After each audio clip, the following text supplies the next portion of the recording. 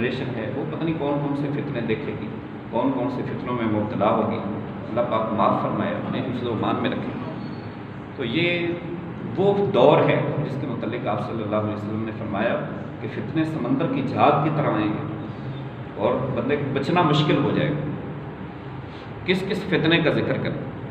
تو یہ ایک بہت بڑا فتنہ کھڑا ہوا، پہلے بھی ہوتا تھا لیکن اس میں جو ہے مارجن کچھ کم ہوتا تھا، اس دفعہ تو ساری حدیں کراس کر دی گئی۔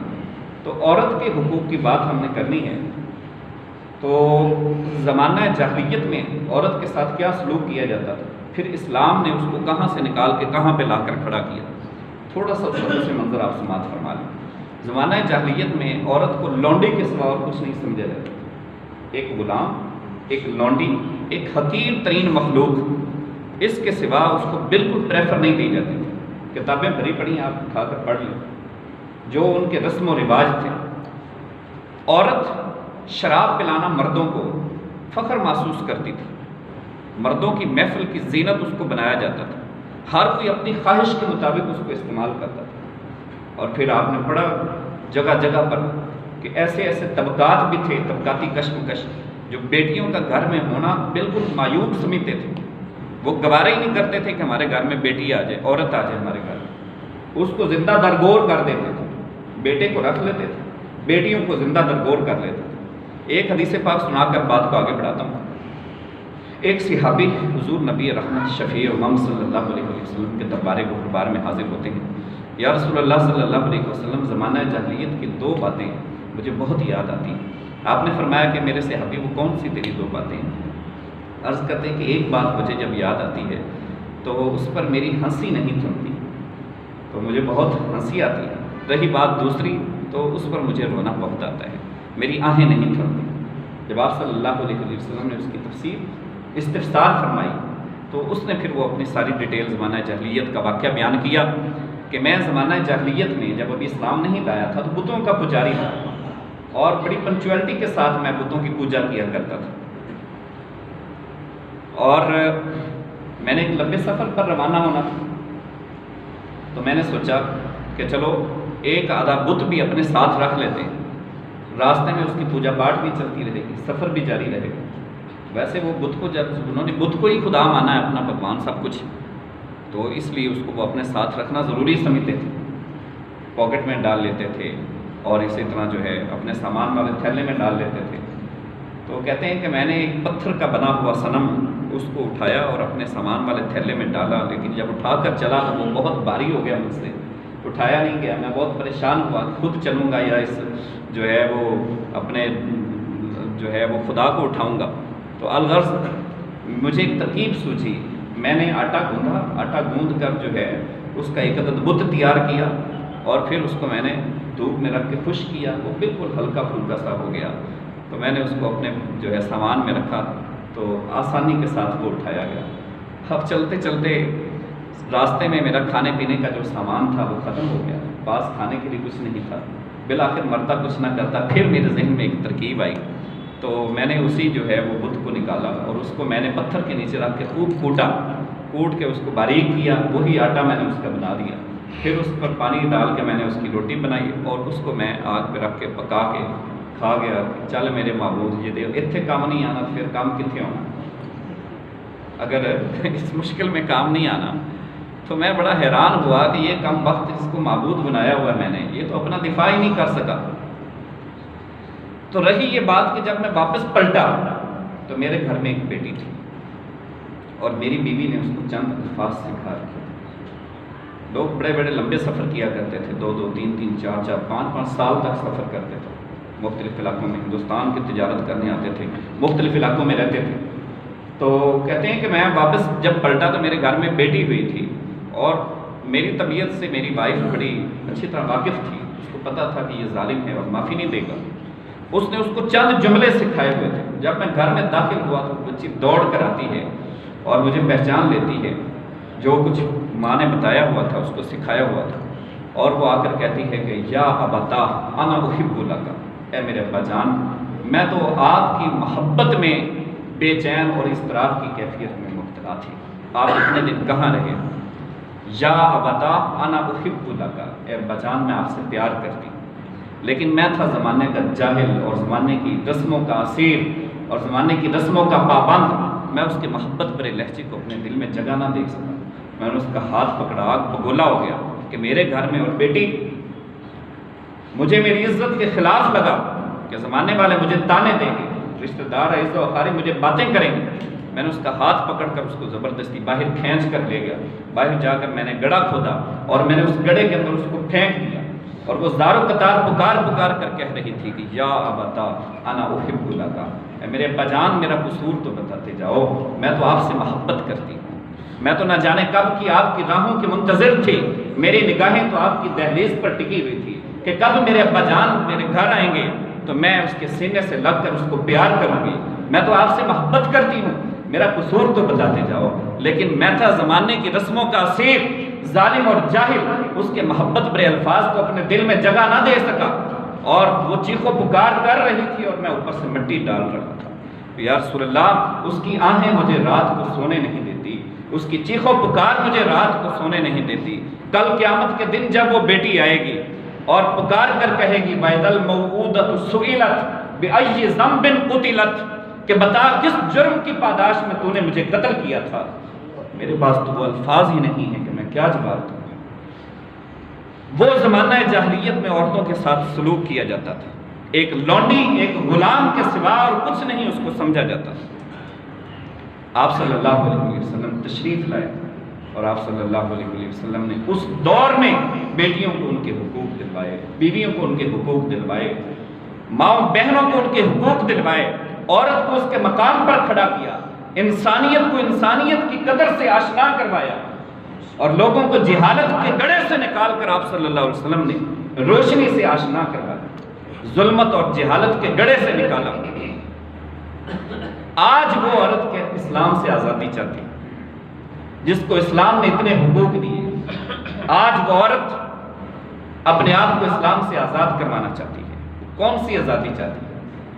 تیرا مقام تو ایک لونڈی کے سوا کچھ نہیں تھا، تجھے تو زندہ گاڑ دیا جاتا تھا زمین کے اندر، آج پلے کارڈ اٹھا کر سڑکوں پر برہنہ حالت میں تو نے ساری حدیں تار تار کر دی ہیں۔ اے دور حاضر کی عورت، ذرا سوچ سمجھ، نے گریبان میں جان کر دیکھ، لمحہ بھر کے لیے سوچ، شرم کر اور حیا کر کہ تو کیا کر رہی ہے۔ جس اسلام نے تجھے جہنم کے گڑھے سے نکال کر ایک ماں بہن اور بیٹی کے روپ میں کھڑا کر دیا، آج تو اس اسلام سے آزادی چاہتی ہے۔ تو یقیناً ایک مسلمان عورت یہ کام نہیں کر سکتی، مسلمان عورت یہ کام نہیں کر سکتی۔ پھر کیا ہے؟ دو بڑے مذہب ہیں، یہودیت عیسائیت، اسلام کو چھوڑ کر۔ یہودیت کے اندر عورت کا مقام کیا ہے، عیسائیت کے اندر عورت کا مقام کیا ہے؟ آج بھی عیسائیت کے اندر کوئی عورت اگر وہ نن مدر بنتی ہے تو اس کا نکاح ختم کر دیا جاتا ہے، ترک تعلق اس کے ساتھ کر رہبانیت اختیار کرتی ہے، کوئی عبادت کے لیے جو ہے اپنے عبادت قدے میں جاتی ہے تو وہ سمجھ لو ڈائیورس ہو، یہ ان کے رائٹس ہیں۔ اتنی حیثیت ہے جو کرسچنز ہیں، جو عیسائیت ہے مذہب، ان کے نزدیک عورت کی یہ حیثیت، اتنی حیثیت، اتنے حقوق ہیں عورت کے۔ اور یہودیت میں آج بھی جب عورت مینسز ڈیز میں ہوتی ہے، اپنے خاص پیریڈ میں ہوتی ہے، تو اس کے ساتھ جو ہے وہ سارے تعلقات ختم کر دیے جاتے ہیں، اس سے بستر جدا کر دیا جاتا ہے، اس کے ہاتھ کا کھانا نہیں کھاتے۔ زمانہ جاہلیت میں بھی ایسا ہوتا تھا۔ یہ تو آپ صلی اللہ علیہ وسلم نے، اسلام نے آ کر عورتوں کو حقوق دیے کہ نہیں، وہ جس بھی حالت میں ہے انسانیت کے پیش نظر اس کی تکریم قائم رہے گی، اس کی حرمت اور اس کی عزت اور اس کا وقار قائم رہے گا۔ وہ کھانا مگر بنائے گی، وہ سارے معاملات اس کے اسی طرح چلیں گے، اسی ڈگ پہ چلیں گے، بس صرف یہ ہے کہ وہ نماز نہیں پڑھے گی، روزہ نہیں رکھے گی۔ آپ صلی اللہ علیہ وسلم نے جہاں تمام انسانوں کو ان کے حقوق دلوائے، غلاموں کو، یتیموں کو، بیواؤں کو، جانوروں تک کو ان کے حقوق دلوائے، وہاں پر عورتوں کو آپ صلی اللہ علیہ وسلم نے خطبہ حجۃ الوداع کے مقام پر فرمایا، خبردار تم لوگ ان سے علیحدگی اختیار کر لیتے ہو، جو خود کھاؤ انہیں بھی کھلاؤ، جو خود پہنو انہیں بھی پہناؤ۔ اور فرمایا سن لو لوگوں، جو شخص اپنی 2 بیٹیوں کی کفالت کرتا ہے اور ان کی تربیت کر کے ان کو گھر سے رخصت کرتا ہے، قیامت کے دن میں اور وہ ایسے ہوں گے کہاتین الاصبعین، جس طرح یہ 2 انگلیاں، ان 2 انگلیوں کے درمیان تیسری کوئی چیز نہیں ہے، کوئی فاصلہ نہیں ہے، ایسے ہی قیامت کے دن میرے اور اس شخص کے درمیان جس نے اپنی 2 بیٹیوں کی کفالت کی ہے کوئی فاصلہ نہیں ہے۔ اتنا بڑے انعام سے نوازا ہے، اور یہ عورت کہتی ہے کہ ہمیں اسلام حقوق کوئی نہیں دیتا۔ کون سے حقوق ہیں جو اسلام نے نہیں دیے؟ دنیا میں جتنے آئین اس وقت قائم ہیں دنیا میں خواتین سے ریلیٹڈ، ان سب کو ڈسکس کر لیں اور اسلام کے قوانین کو بھی ڈسکس کر لیں۔ کون سے ایسے رائٹس ہیں جو اسلام نے نہیں دیے؟ مجھے بتائیے۔ اگر آئین جو ہے وہ انگریز کا آئین، اس کی قانون کی بات کریں چلے تو وہاں پر عورت کو وراثت کا حقدار ٹھہرایا گیا۔ اسلام اس سے پہلے عورت کو وراثت کا حقدار تھا۔ عورت کو جاب کرنے کا حق ہے، تو اسلام میں بھی عورت کو جاب کرنے کا حق ہے، کون منع کرتا ہے؟ لیکن اپنی شرم و حیا میں رہ کر کرے، جہاں مرضی کرے۔ اور آئین کے اندر عورت کو کاروبار کرنے کی اجازت ہے۔ اسلام نے نہ صرف اجازت دی ہے بلکہ اس کو اپریشیٹ کیا ہے۔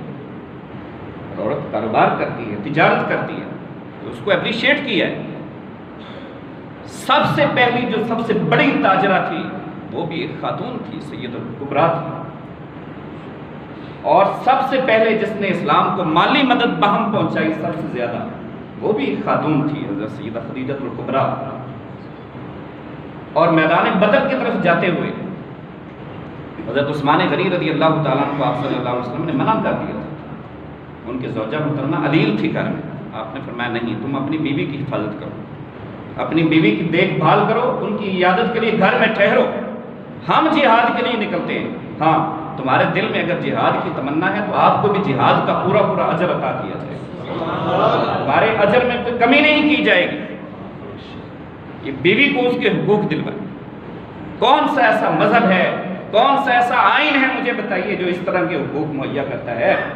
اور واپس آ کر آپ صلی اللہ علیہ وسلم نے جب مال غنیمت مجاہدین میں تقسیم فرمایا تو حضرت سیدنا عثمان غنی رضی اللہ تعالیٰ عنہ میں بھی تقسیم فرمایا، ان کو بھی ان کا حق دیا۔ یہ نہیں کہ وہ جہاد میں شریک نہیں ہو، ان کی بیوی کی دیکھ بھال کرنا، اپنی زوجہ کی عیادت میں رہنا مصروف، یہ بھی گویا کہ ان کا جہاد تھا۔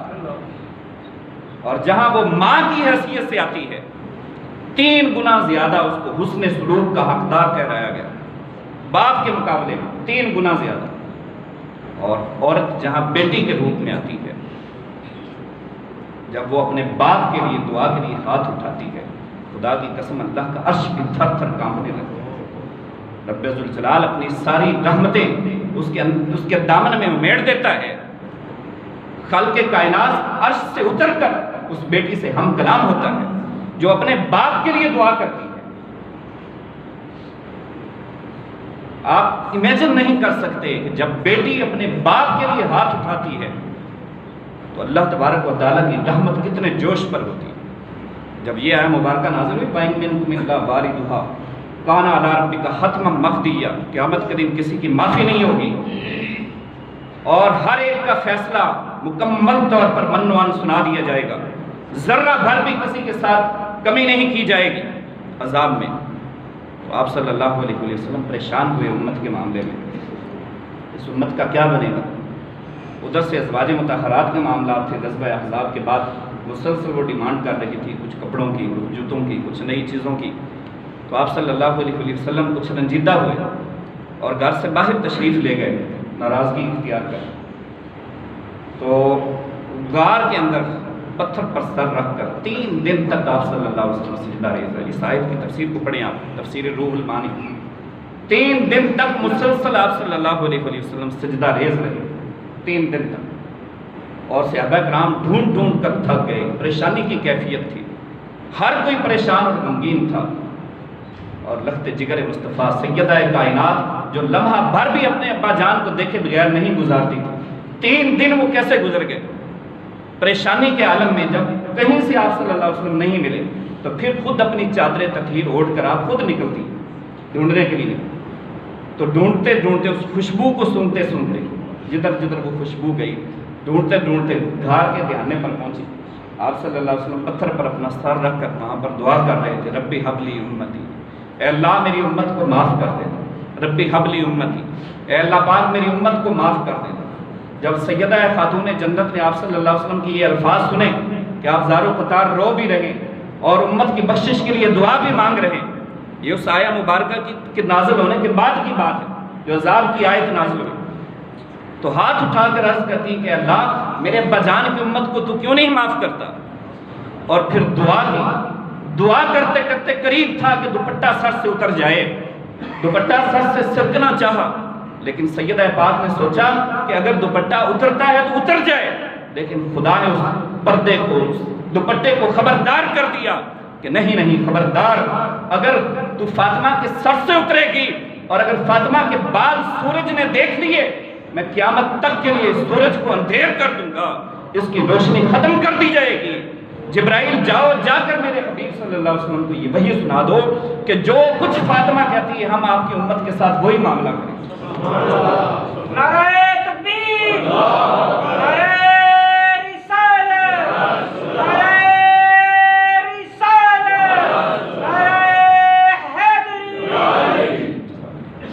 تو یہ بیٹی کو یہ مقام دیا گیا.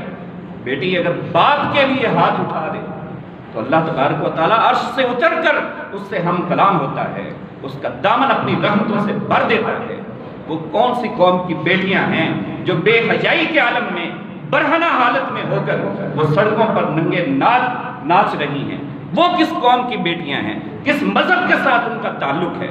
کہتی ہیں اسلام ہمیں حقوق نہیں دیتا. کون سے تمہیں حقوق چاہیے بتاؤ, کون سے حقوق چاہیے ذرا ایکسپلین کریں, اس کو ڈسکرائب کریں. کوئی حقوق نہیں ہے, وہ خواتین کے حقوق ہیں ہی نہیں جن کی وہ ڈیمانڈ کر رہی ہیں. پھر ایک بیوقوف قسم کی عورت نے بات کی اور اس کی ناقص العقلی پر جو ہے وہ منہ بولتا اس کا ثبوت تھا کہ جی اسلام یہ کہتا ہے کہ مرد جب قتل ہو جائے تو اس کے بدلے میں 100 اونٹ دیت ہے, اور عورت اگر قتل ہو جائے تو 50 اونٹ دیت ہے. سوشل میڈیا پر بھی یہ بات جو ہے بڑی وائرل ہوئی. اب یہ معاملہ جو ہے عورت کا خون مرد کے خون کے برابر نہیں, اس بات کو لے کر بابیلہ کیا گیا کہ عورت قتل ہو جائے تو 50 اونٹ, مرد قتل ہو جائے تو 100 اونٹ. تو اس کی بھی ہزارہ حکمتیں, ہزارہ اس کی حکمتیں ہیں. اگر عورت قتل ہو جاتی ہے جس کی ریشو جو ہے وہ مائنر ہے, اگر سپوز دیٹ اس کا مرڈر ہو جاتا ہے تو 50 اونٹ ملنے ہیں دیت کے طور پر. وہ کس کو دیے جائیں گے؟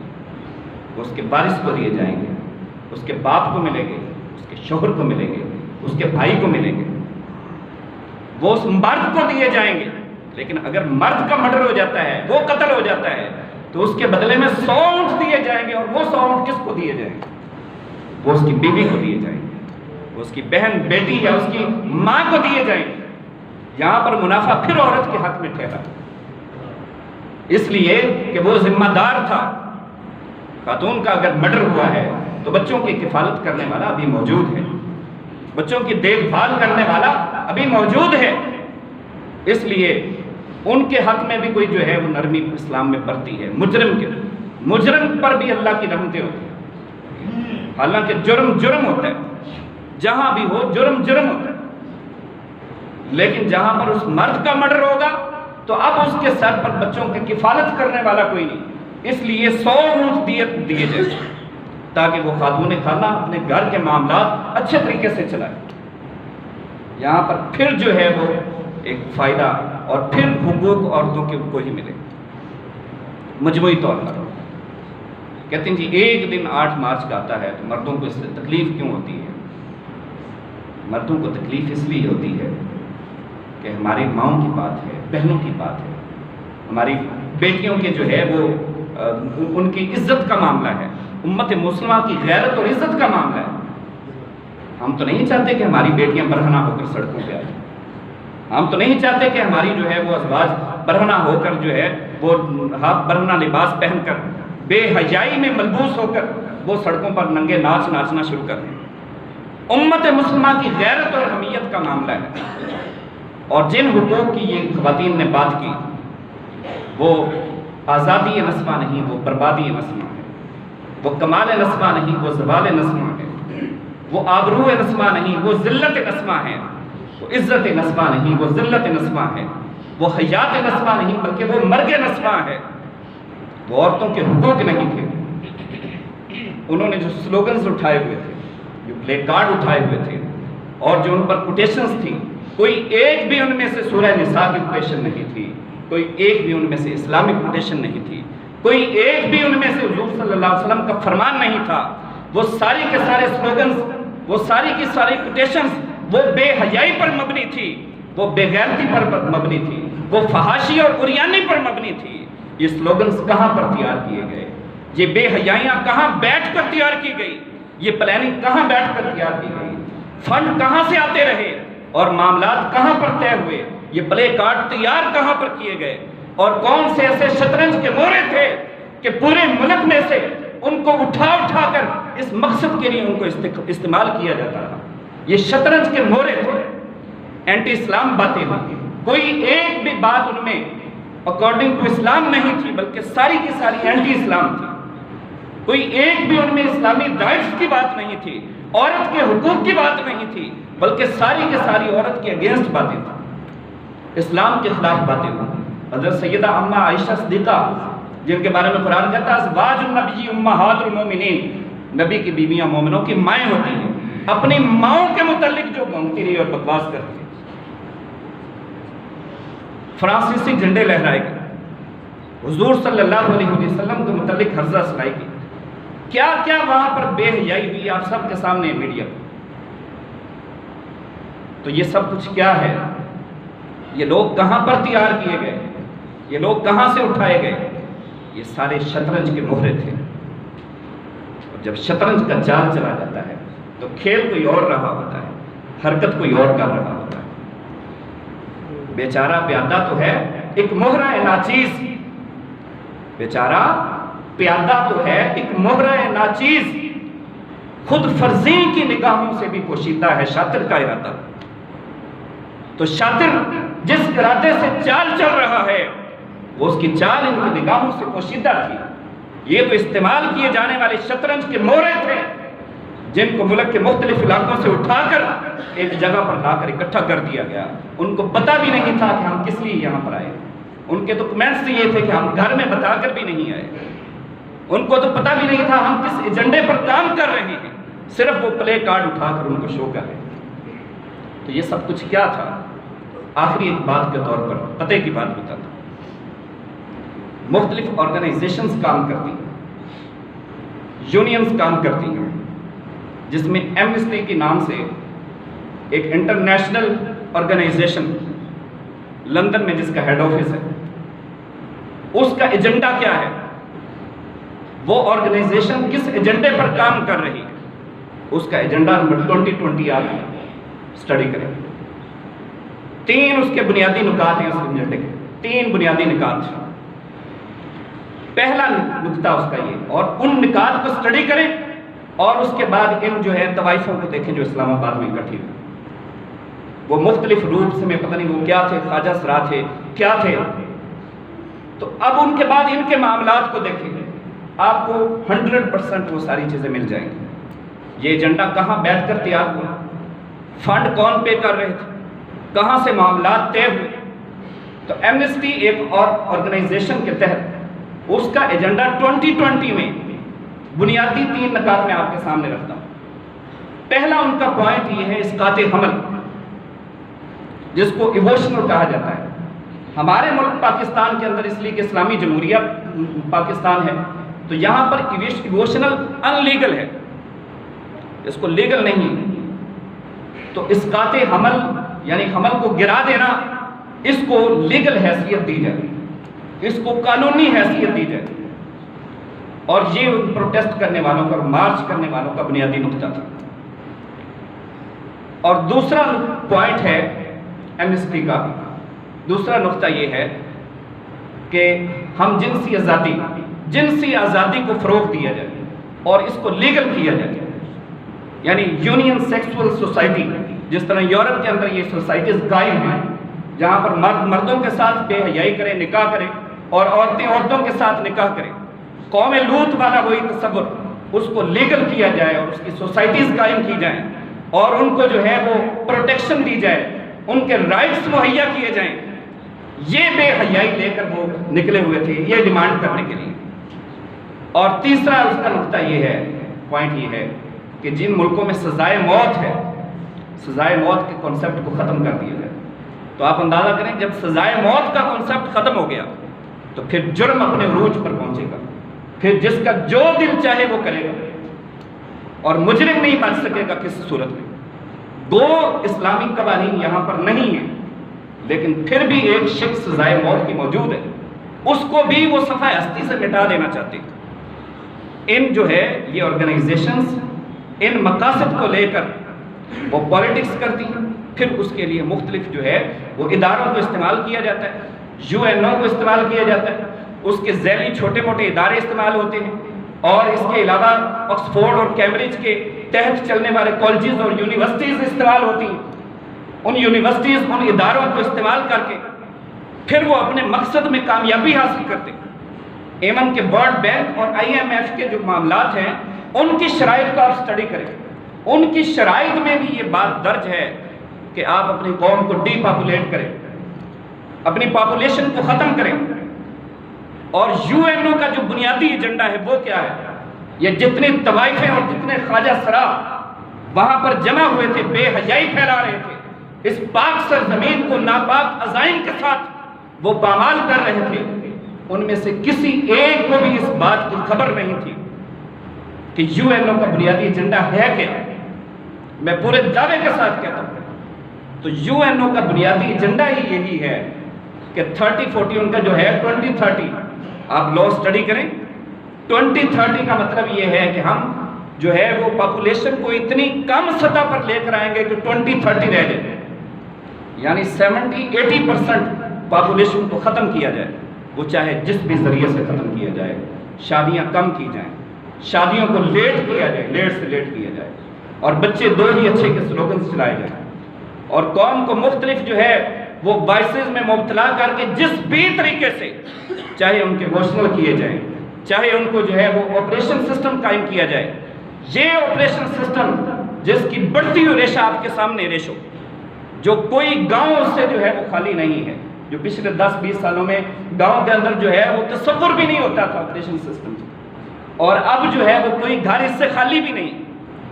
کیا ہے کہ بچے دو ہی اچھے کے سلوگن کو جو ہے وہ ہمارے ایک دوست جو ہے وہ مزاح کے انداز میں فرمایا کرتے تھے کہ 10-12 ہوں تو خیر نال اچھے دو ہی نکلتے تھے۔ تو بہرحال یہ سلوگنز جو ہیں وہ جاری کیے گئے کہ ڈی پاپولیٹ کیا جائے، آبادی کو کم سے کم سطح پر لایا جائے، تو یہ شطرنج کے مہرے اس مقصد کے لیے استعمال کیے گئے۔ اینٹی اسلام باتیں ہوئی، اسلام کے خلاف جو ہے وہ پروپیگنڈا لے کر وہ لوگ نکلے۔ لیکن عزیز دوستو، جہاں کہیں بھی طاغوتی قوتیں کام کرتی رہی ہیں، ہمیشہ اسلام کے خلاف کام کرتی رہی ہیں، اور اینٹی اسلام یہ لوگ آتے رہے ہیں۔ ہر دور میں جس بھی دور کی بات کر لیں، ہر دور میں اینٹی اسلام طاقتیں، سامراجی طاقتیں اور جو ہے اسلام دشمن طاقتیں وہ کام کرتی رہی ہیں۔ ان سارے سوالات کے جواب میں ایک ہی بات ہے، اب وہ جتنے فنڈڈ تھے اور جتنی جو ہے وہ آرگنائزیشن تھی، انہوں نے اپنی حرکت کی، جو بدتمیزی کرنی تھی کی، اور اس کے بعد وہ دفع ہو گئے۔ ان کا نام و نشان بھی آپ کو اگلے سال 8 مارچ تک نظر نہیں آئے گا۔